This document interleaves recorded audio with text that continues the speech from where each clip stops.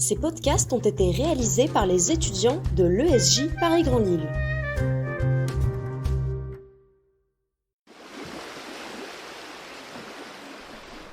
Triptease, c'est le podcast de conseils voyage.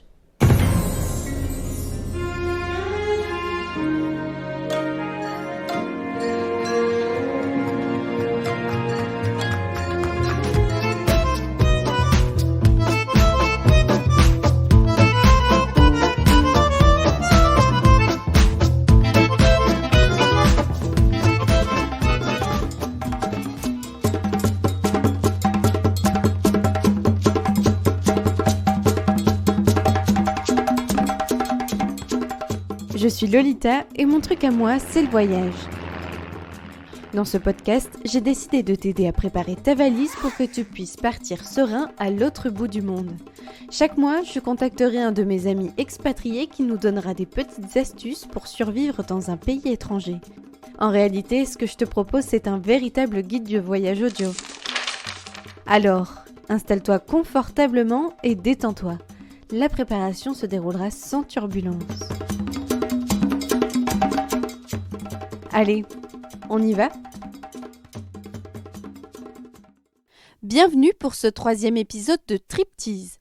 Pour te rafraîchir la mémoire, je te rappelle qu'il y a un mois, nous avons découvert la Colombie grâce à Marolis. Aujourd'hui, je t'emmène à la découverte du 6e pays de l'Union européenne, bien trop souvent oublié des touristes. Avec une superficie de 312 m², soit 2 fois plus petite que celle de la France, la Pologne est pourtant le pays d'Europe de l'Est le plus vaste. Cette fois, c'est au travers de collines étudiantes que nous allons découvrir ce pays au patrimoine, à l'histoire et aux paysages incroyables. Un pays chargé d'histoire. L'histoire a formé leur gènes, leur personnalité et leur manière de vivre. La Pologne est proche géographiquement de nous, mais lointaine d'un point de vue culturel. Ce pays garde des traces visibles de son passé communiste, comme nous l'explique Colline, au travers de son expérience. Au point de vue des bâtiments, déjà, ça se voit que l'histoire n'est pas la même, parce qu'il y a quand même toute une partie de la ville qui a été détruite pendant la guerre et donc qui a été reconstruite, donc la vieille ville, et c'est mon endroit préféré, c'est vraiment magnifique, c'est plein de bâtiments avec plein de formes différentes et plein de couleurs, et c'est à côté du palais présidentiel.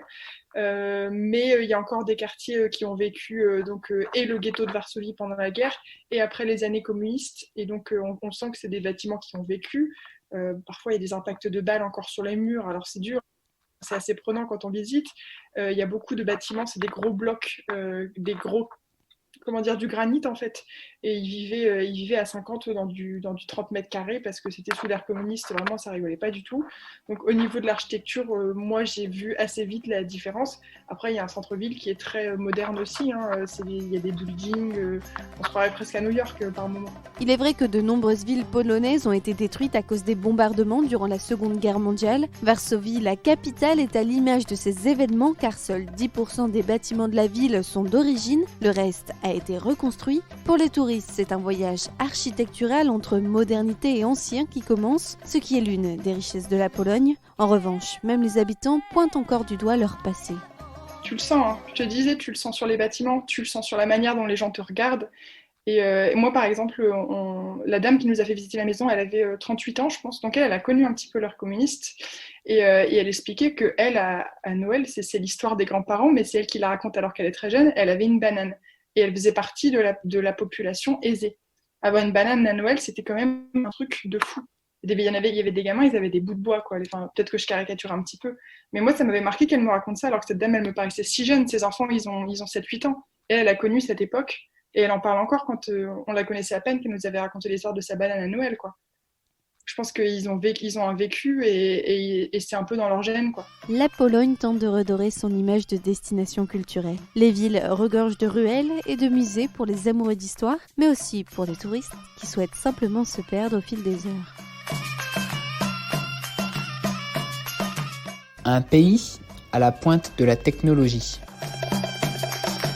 La Pologne est une destination complète qui plaira non seulement aux amateurs d'histoire, aux amateurs d'art et de culture, mais aussi aux fans de technologie. Contrairement à ce que l'on pourrait croire, la Pologne est loin d'être un pays à la traîne. Colline en a fait l'expérience. Un centre commercial qui s'appelait Złote Tarasy. Et je passais ma vie là-bas parce qu'en fait, eux, dans leurs centres commerciaux, il y a vraiment tout. Tu as 2-3 étages de magasins avec des fringues, d'électroménager, ce que tu veux. Après, tu as un étage de café, un étage de restaurant et au dernier étage, tu as les cinémas. Et du coup, en fait, tu peux vraiment passer ta journée là-bas et ta soirée et tu seras toujours occupé à faire quelque chose. Et c'est là que je trouve que pour le coup, ils sont un petit peu plus modernes qu'en France. Par exemple, là-bas, il y a déjà 5-6 ans, j'allais voir des films en 4DX. Je suis allée voir un Avengers à l'époque, je ne sais plus c'était lequel. Donc j'avais les écrans au-dessus de moi, sur le côté, j'avais les lunettes 3D et j'avais les mouvements dans les fauteuils. On recevait de l'eau quand ils étaient dans l'eau. Enfin, c'est hyper branché technologie et ça, je suis même pas sûre qu'on l'ait aujourd'hui en France. Donc c'est ce que je disais à tous mes potes qui se foutaient de ma gueule en mode je vis dans un pays reculé. Bah, y a beaucoup de trucs qu'on a plus modernes en Pologne qu'en France. Hein. Les Polonais sont effectivement très réceptifs aux nouvelles technologies. Le phénomène puise peut-être une nouvelle fois ses racines dans l'histoire du pays. Après des années de privation par le gouvernement communiste, les Polonais aspirent désormais à l'innovation et au progrès technique.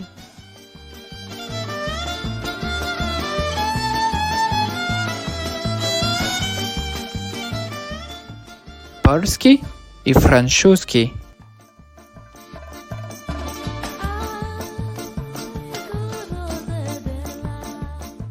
Il faut savoir que la Pologne et la France ont plusieurs fois dans leur histoire soutenu un combat commun et surtout les deux nations n'ont jamais été en guerre l'une contre l'autre. C'est peut-être pour cela que le pays accueille une grande communauté de Français. En réalité, il faut dire aussi que la Pologne se trouve uniquement à 1h30 d'avion de la France et que les billets coûtent entre 60 et 70 €, une aubaine pour des vacances ou même un week-end prolongé.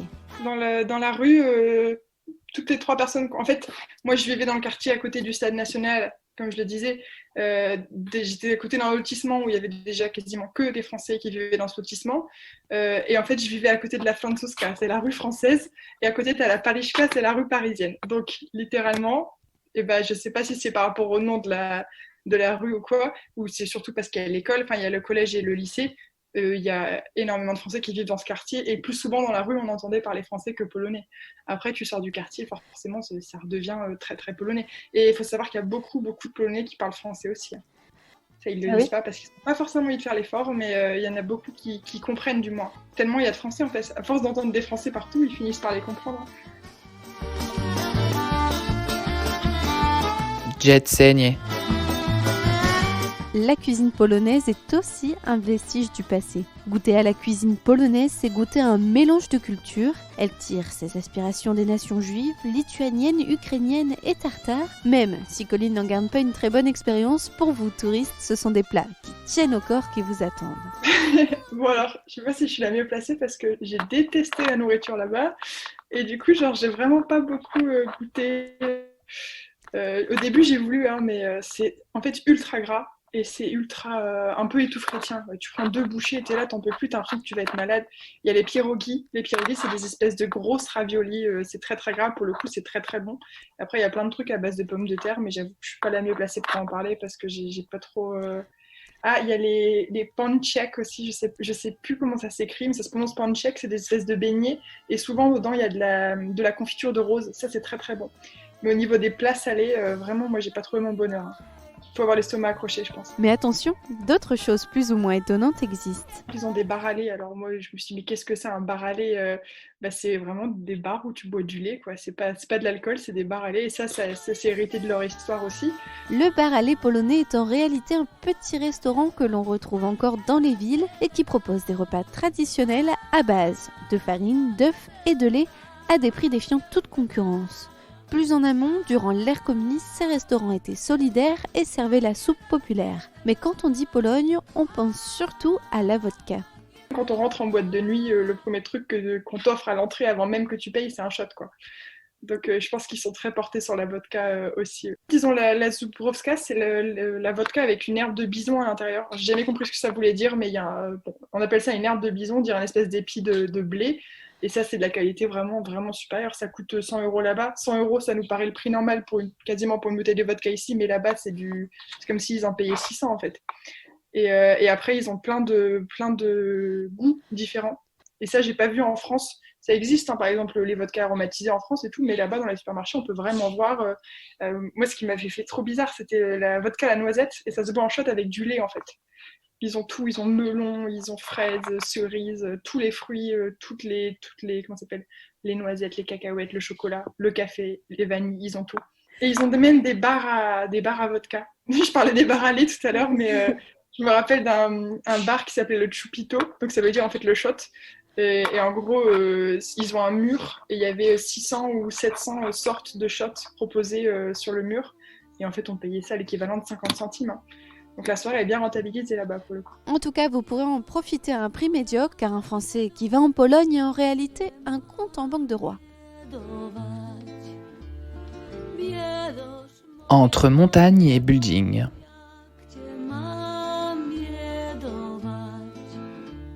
Pour visiter, il y a de quoi faire. En campagne comme en ville, la Pologne est faite pour tous les goûts. Vous pourrez grimper sur les flancs abrupts des Carpates à la recherche des ours bruns, ou vous perdre dans les rues pleines de charme de la ville de Cracovie, ou encore retracer les heures les plus sombres de l'histoire en visitant les camps de concentration, dont le plus connu est celui d'Auschwitz-Birkenau. Colline revient gentiment pour nous sur ses visites. La visite qui m'a le plus marquée, c'était la ville de Majdanek parce qu'il y avait un camp d'extermination là-bas. Et j'ai visité ça en terminale. Et c'est la première fois que je voyais un camp, c'était vraiment pas facile. Et encore, la visite était en polonais, du coup je comprenais pas tout. Je suis allée à Cracovie aussi, 2 fois. Cracovie, pour le Nouvel An, c'était la ville la plus froide où je suis jamais allée de ma vie, je crois. Bon, la période aussi, hein.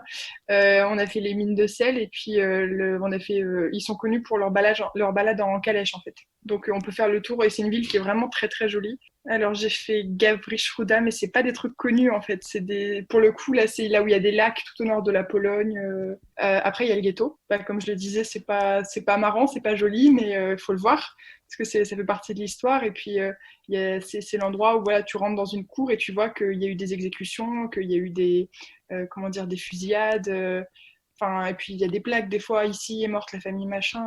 Bon, mais ça reste super intéressant. Hein. C'est comme un camp de concentration. C'est pas marrant à visiter, mais il faut le faire parce que ça fait partie de l'histoire. Après, qu'est-ce qu'il y a d'autre ? Bah, il y a la Vistule. La Vistule, c'est pas un monument en soi, c'est le fleuve qui traverse Varsovie.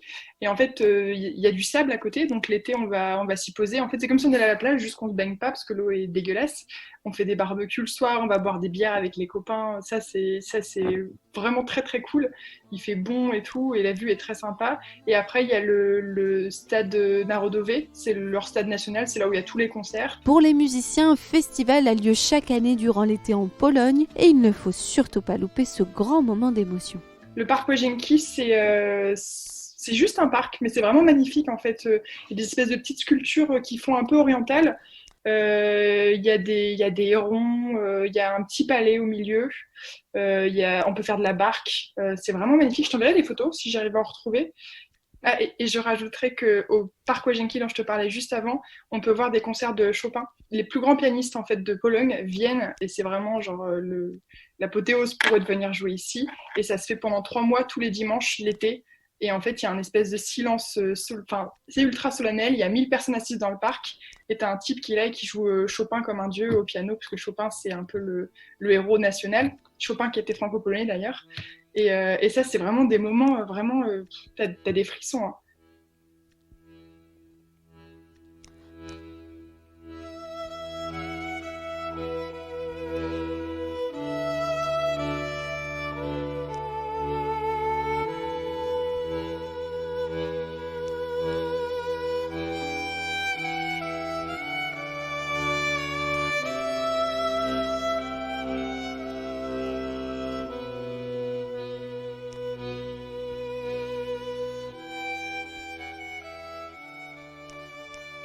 J'espère que cet échange avec Colline t'a appris 2 ou 3 petites choses ou mieux encore t'a donné l'envie de réserver un week-end en Pologne. Si tu décides de te planifier ce voyage, il y a encore une petite chose que tu dois savoir. Si tu aimes la neige et que tu n'es pas frileux, tu peux partir en hiver.